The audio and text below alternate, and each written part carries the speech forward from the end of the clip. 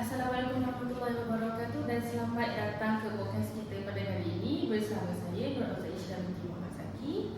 Saya Inna Yusufia binti Rahman. Saya Angelika binti Abdul Aziz. Dan kami ikhlas Cimando. Kita sebenarnya podcast kita ni kali pertama tau. So macam kita share lah apa perasaan kita kan. So share dulu kan. So bagi saya macam tak pernah buat kita podcast ni kan. Tapi agak nervous. Tapi dia excited tapi nervous. Dia macam dah balik lah macam tu. Macam saya pula, sebenarnya podcast ni sama je macam kita borak dengan kawan-kawan kan. Tapi yang ni pasal macam nervous juga sebab Sebab dia nervous. Ada kira hati tau. Terus saya takut juga macam getar-getar lah kan ni. Tapi saya cubalah untuk makan baik kat podcast ni. Podcast kita pada kali ini kita nak cakap pasal bencana alam lah sebenarnya. Tapi bencana alam ni kan dia jadi banyak. Contoh dia tanah runtuh, banjir dan apa-apa lah. Dan so kita bertiga ni spesifikkan lagi, kita dalami lagi dia punya bencana alam tu. Kita cerita pasal banjir kilat. So kita pasal banjir kilat ni, banjir kilat ni kan kita ni Malaysia banyak sangat lah laku banjir kilat kan. Macam kalau nak kata setakat Johor, setakat Kelantan tak ada. Memang setiap negeri tu ada je berita pasal apa? Banjir. Banjir kilat tu kan. So saya tak pernah rasa dah banjir kilat tu kan. So korang ada pernah jadi banjir kilat tu? Share lah. Saya pernah lah dulu waktu tahun 2021. Time tu kita semua tengah tingkat tiga. KP tapi time tu KP dah macam longgar sikit lah. Dah boleh keluar negeri. Itu pun dah boleh sekolah. Dah boleh bersemuka tapi ni je kejap jarak Dia biasa. So waktu tu 2021 tempat saya tu Bentong lah faham. Waktu saya sepanjang saya hidup kat situ lah tak pernah jadi banjir tau. Orang kat situ pun kata last banjir 50 tahun lepas. Ni 1971. Lama juga. Macam tahu ni. Borak-borak lah. Kita masih. Okay, so time tu banjir yang macam ni juga sebab time tu betul 3 hari non-stop hujan. Tapi hujan tu bukan hujan lebat tu, dia macam hujan renyah-renyah je. So time tu orang tak adalah fikir apa-apa macam nak banjir apa sebab dia just renyah-renyah yang biasa je kan. Tapi of course lah bila 3 hari non-stop tu sungai pun dah tak boleh nak tampung air yang banyak kan. So macam empangan pun dah penuh. So ada satu time, ada satu malam tu pukul 2 pagi around that time diorang macam air dah start naik. Macam air dari sungai tu dah melimpah-limpah naik.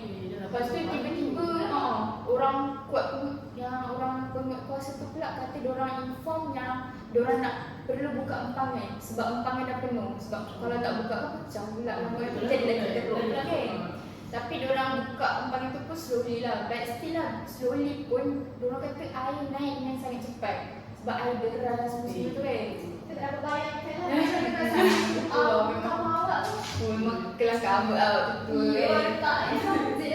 Tapi time tu saya tak adalah dapat rasakan pengalaman tu sangat sebab time tu saya dekat kampung. Dia kan masa nak tanya apa perasaan. Jadi cerita daripada kawan-kawan saya lah. Diorang cerita memang agak hektik waktu tu kan. Macam biasa macam kita serabut. Lepas tu orang mestilah tentu duduk marah-marah macam kemas ni macam kita serabut lah kan. Lepas tu macam diorang perlu pindah cepat-cepat lah pergi ke pusat pemindahan kan. And then barang-barang pun mostly diorang tinggal je sebab kita perlu selamatkan diri je lah waktu tu kan.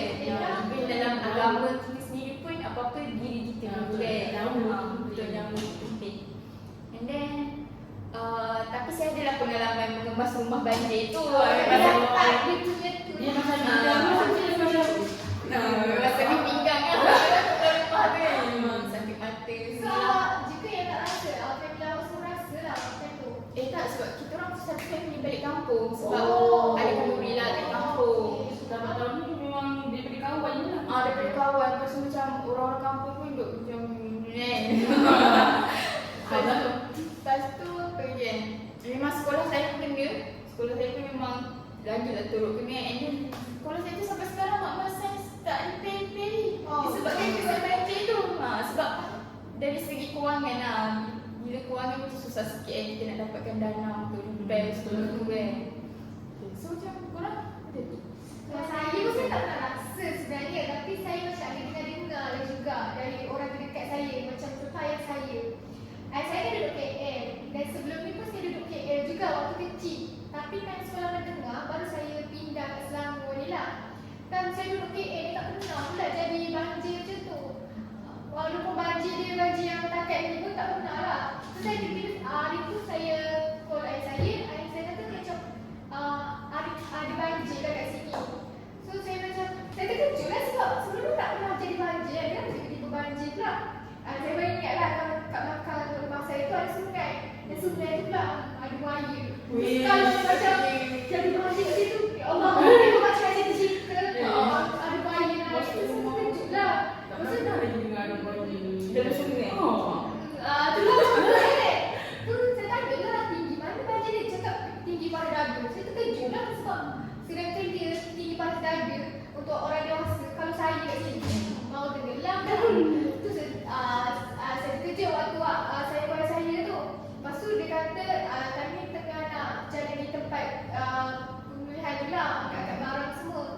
So saya cakap so tiba-tiba pula panggilan tu terputus. Mungkin sebab gangguan signal macam tu lah. Semua yang kan ayah awak beritahu yang banjir cakap rumah tu rumah teres ke rumah meningkat lah. Rumah teres lah tu sebab mungkin boleh kena kot. Itu yang air sampai nanti saya pun tak ada pernah jadi maksud kan. Tapi masa tu saya tak ingat lah, macam korang juga pernah dengar je kan. Cuma benda tu terjadi kat saya. Sebab masa tu bulan Disember, kita masa tu time sekolah biasa, sekolah rendah atau sekolah menengah tu kan, kalau bulan Disember kita cuti sebulan kan. So macam biasa dia setiap tahun bulan Christmas maksudnya macam bulan pula apa minggu Christmas tu, seminggu atau 2 minggu tu kita biasa pergi Kelantan lah kan. Tapi macam satu hari tu kita dah kemas barang tu, tiba-tiba ibu macam resah lah kan. Kalau kata ibu macam resah lah, macam kenapa kan. Sedati lah. Macam tak sedati lah, mungkin dia dah tahu lah masa tu banjir kan. Lepas tu kita ni kita tengah kemas barang, tak ada lah orang nak tanya kan. Macam sebab dia pun diam, dia macam baik masa macam tengah-tengah masa tengah hari tu dia elok, dia gelak kan. Dia petang tu dia macam diam. Kita macam takut lah kan, macam kan nak cakap kan dia marah pula kan.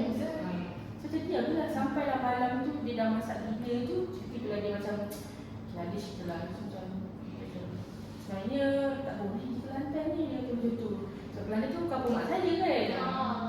Macam satu family ayah saya, adik saya. So macam kejut lah aku pergi Kelantan sebab kita dah happy kan. Nak makan saudara, nak pergi rumah sini kan. Nak makan, Kelantan kan macam banyak Makanan murah kan. Murah saja. Kalau tak ada cakap tu dapat yang murah kan. So dia macam tak boleh pergi kenapa kan. So macam dia macam sedih lah dia lah kan. Sebab kampung ni masih kecil kan. Dia sebab banjir. Lepas tu banjir ni pula bukan banjir yang ekstrim, banjir yang air deras tu kan. Lepas tu tanya lah kan kenapa banjir, sebab tak ada lah tak tahu kan banjir tu kan. Lepas tu katalah tak boleh sebab banjir tu memang tak dapat nak, orang kata macam tak boleh nak selamatkan lah. Sebab memang kawasan tu memang banjir teruk lah. Lepas tu tanya lah kan. Kakak saya tanya lah kan, kat mana ayah tu sebab sampai tak boleh nak pergi Kelantan kan. Macam yelah, kalau macam kampung saya kat Kampung Baru pula, Kota Baru, Kampung Sirih. So macam takkanlah kita tak boleh nak keluar daripada Kota Baru tu kan. Macam duduklah dekat Tanah Merah ke apa semua tu kan. Betul macam rasa macam tak boleh. Memang dah boleh pergi, tapi macam tak habis lah sebab saudara tak ada kan. Sebab kita di Kelantan tu nak borak saudara, adik-beradik semua kan. Saya nak tanya, ini first time ke jadi kat kampung awak tu atau dah pernah berlaku sebelum Dah ni? pernah, tak ingat lah. Tapi macam benda tu mungkin pernah berlaku. Tapi banjir tu biasa je. Macam mungkin pada tutup ke apa. Tapi macam yang saya nak cerita ni, dia lepas dah dia macam Bagi besar. Selalu lah juga dengar kan. banjir tapi tak seteruk yang tadi tu lah kan. Lepas tu sampai saudara saya pun naik sampai macam kayu-kayu tu kan. Lepas tu macam takut jugalah kan. Ibu saya gambar lagi. Gina tu memang sejuk lah sebab dia cerita sebab kilat banjir jadi kat Selangor kan. Lepas tu ibu bagi gambar macam habis terus naik sampai memang kampung saya tu macam kakak saya dengan abang saya cuma sebelah tau. Cuma kakak saya tu dia rumah tapi bawah tu tiang segitu. Sebelah tu kan abang kakak mak saya. Tapi dia rumah dia tak ada tiang tu lah. Dia rumah teras dia. So macam tanah. So macam rumah abang mak saya tu kat bawah. So rumah kakak mak saya tu dia macam naik sikit lah kan. So macam bila dia ada gambar dekat rumah yang atas tu, memang rumah kat abang mak saya tu memang habis lah. Macam Tapi rumah yang atas tu masih tak kena ke? dia tinggi sampai kaki je. So dia orang macam selamatkan diri diorang kat situ lah kan. Tapi sebab nak pindah juga, so dia betul yang diorang naik sampai tu. So macam dengan air deras dia, motor dia. So ibu kata, so diorang sekarang ni alhamdulillah lah tak ada siapa kata aku meninggal lah kan. Semua dah pergi kat pusat pemindahan, cuma kesianlah sebab kita kat KL makan sedap-sedap kan. Untung makan makan sedap-sedap kan. Tapi diorang macam dah lepas banjir kilat kan, mana ada orang kata sumber makanan lah. So macam diorang makan roti, makan buah, so macam sedih lah juga kan. Tapi macam kita masa tu doakan yang terbaik je lah. So itulah pengalaman. So Seingat saya jugalah waktu tu Kelantan banjir besar, satu Malaysia dia buat solat hajat untuk Kelantan kan. Dan tu banjir. Rasanya Dia besar Betul.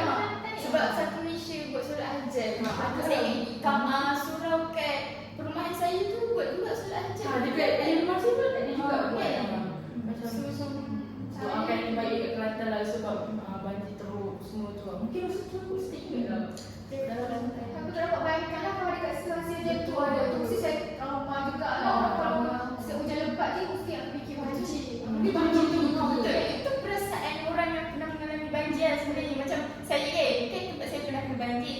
So around that time kalau hujan dia memang semua dah start packing barang lah. Macam nak bersedia kan. Tapi banjir ni juga ada berjalan jugalah. Dia kasih kita untuk lebih bersiap sedia untuk hadapi banjir lain kali kan.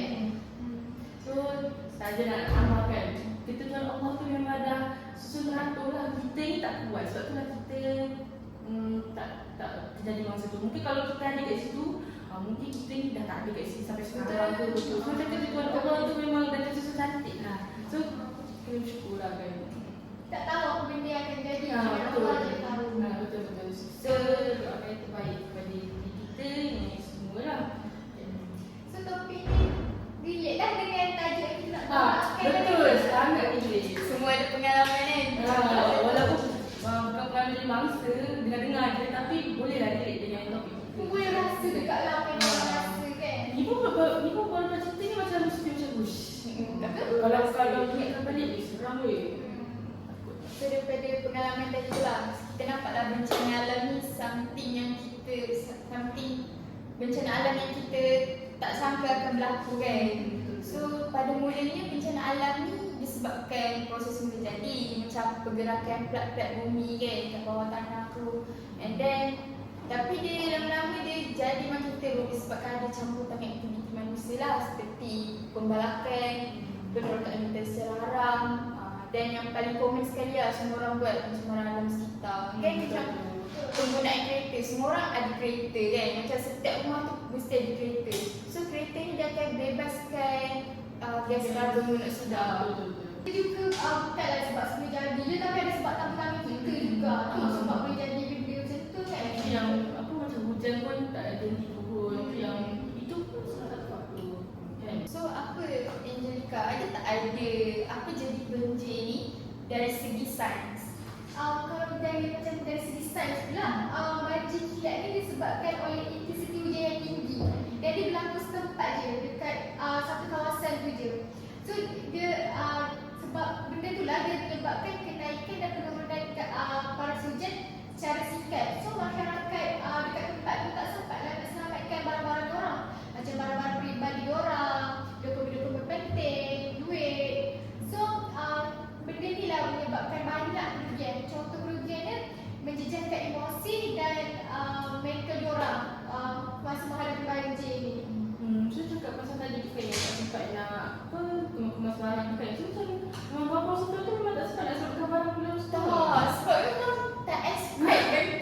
banjir.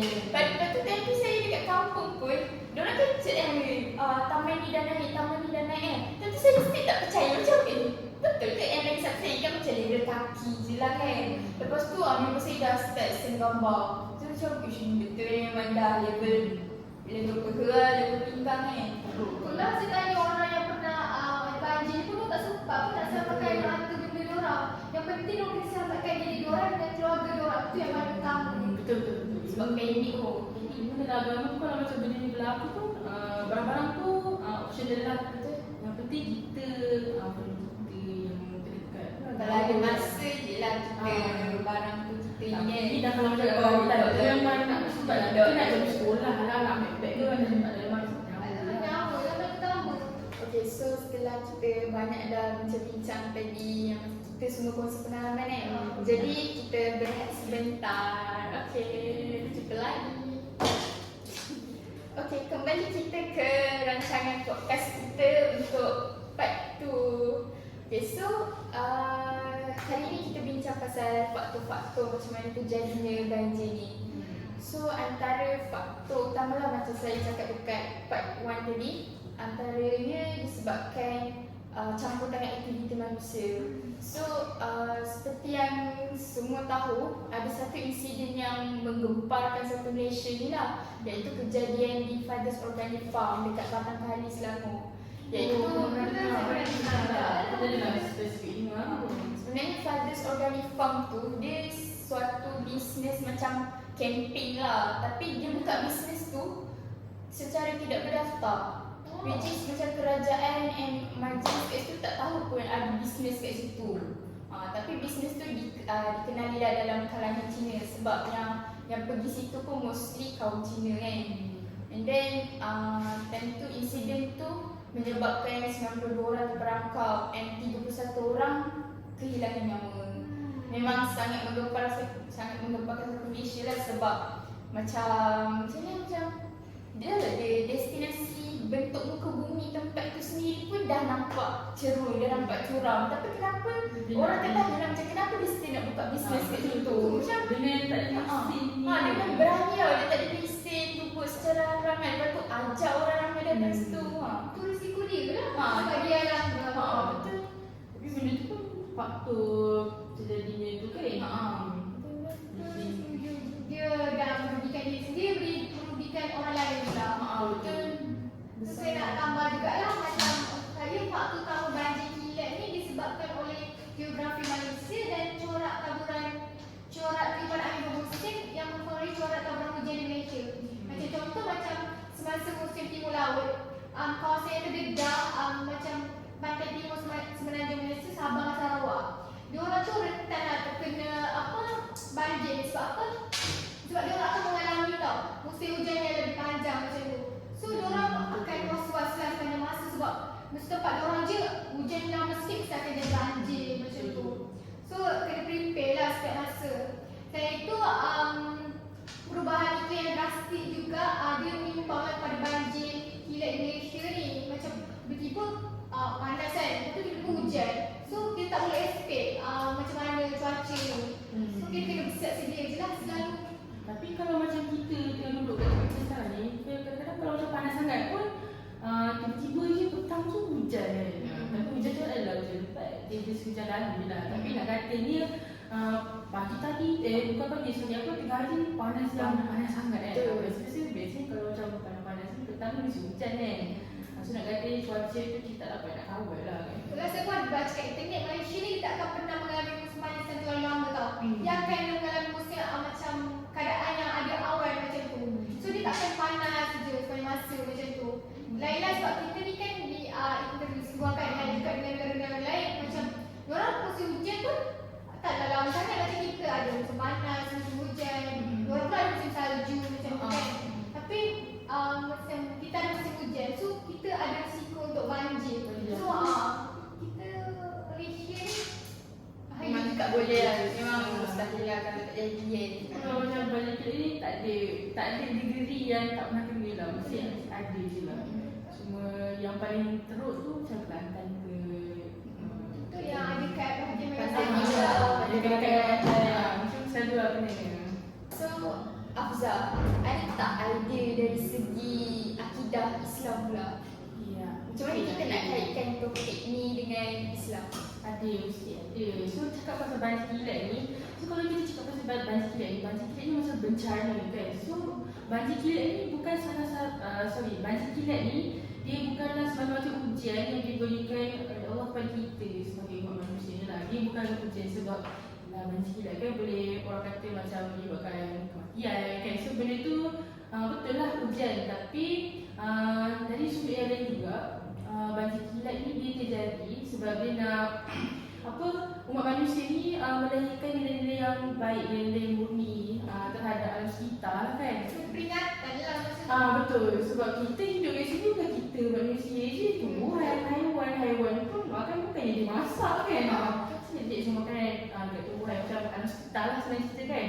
So antara salah satu antara nilai murni yang saya nak share dari segi agama Islam ni, so salah satunya sabar dan redha lah kan. So macam contoh daripada pengalaman yang awak semua dah cerita, saya dah cerita tadi tu kan. Walaupun banjir kilat ni berlaku, memanglah emosi tu tak boleh nak kawal lah kan, sebab kita manusia kita ada perasaan memang sedih. Tapi pada masa yang sama, banjir kilat ni berlaku sebab dia nak kita sabar dan redha lah. Sebab hujan ni kita kan yang turunkan, bukan siapa? Allah, Tuhan kita kan, Allah SWT. So kita dengan sabarlah dengan ketentuan yang telah ditentukan oleh Allah. Sebab banjir kilat tu kita tak boleh nak kawal benda tu kan. Tiba-tiba je hujan tu boleh berlaku, banjir kilat tu boleh berlaku. Bencana yang Macam kita pun tak boleh nak anggaan banjir tu berlaku. So kita dah berlaku pun kita tak boleh nak buat apa, dah benda tu dah berlaku. So yang kita boleh buat sabar redha lah, kita tak marah. Nama Tuhan kan, Tuhan kita kan. So itulah lagi satu kan, sabar dan redha kan. Cakap pasal sabar ni, saya teringatlah ada satu ayat ni, ayat dalam surah Al-Baqarah lah, ayat 155. Ayat tu dia cerita pasal kepentingan sabar lah. So kita ni sebagai umat Islam, kita kena bersabar walaupun macam dalam ujian yang seteruk macam mana sekalipun, kita kena tetap bersabar dan redha kepada Allah SWT lah. Sebab Tuhan tu adalah segalanya kan, Allah tu adalah yang satu kan. So nilai yang saya nak cerita seterusnya tu adalah nilai, dia macam bukan nilai tapi dia macam sikap yang baik, iaitu sikap prihatin terhadap alam sekitar lah kan. So cakap pasal prihatin ni, kita kena ambil makna betul. So cakap pasal banjir kilat ni dia berlaku bukan sebab cuaca je. Cuaca tu dia berubah sebab macam siapa tadi kata, yang sikap manusia yang tak ambil makna pasal kan. Macam contohnya pembalakan haram apa semua dengan penerbangan yang tak terkawal apa semua tu kan. So benda tu dia boleh efek cuaca. So sebab tu lah cuaca tu dia boleh berubah macam tu je. Sebab tu lah hujan tu turun secara tiba-tiba sebab macam kelakuan manusia yang tak prihatin lah kan. Terbang sana sini, buat loading sana sini kan. Lepas tu bawa kereta, itu sudah macam-macam kan. So macam benda tu boleh efek lah. So banjir kilat ni berlaku sebab dia nak kita jaga alam sekitar lah. Macam sikap prihatin tu kena ada dalam diri sebab kita dalam bumi ni bukan kita seorang hidup kan. Macam dia cakap tadi kan, so kita kena, orang kata macam toleransi antara sesama lain lah. Orang kata dalam bahasa Inggeris dia considerate lah, macam tu lah tanggungjawab tu. Lepas tu lagi satu saya nak cakap, nilai dia seterusnya syukur dan tawakal lah. Walaupun memang kalau ni macam pelik, kenapa kena syukur kan? Sebab bencana alam tu adalah satu ujian kepada kita. Tapi apa yang saya baca lah kan, macam saya dengar ceramah ke kan, ada saya cerita kan, walaupun ujian tu datang kepada kita, tapi kita kena tetap bersyukur kepada Allah lah dan tawakal lah. Sebab macam kalau contoh lah kita ni, kita kat Malaysia kan, kita berada di garisan kat Khalistiwa kan. Kita tak macam negara Eropah, kita tak macam negara yang lain ada salji, musim bunga ke, summer ke, winter ke, tak ada.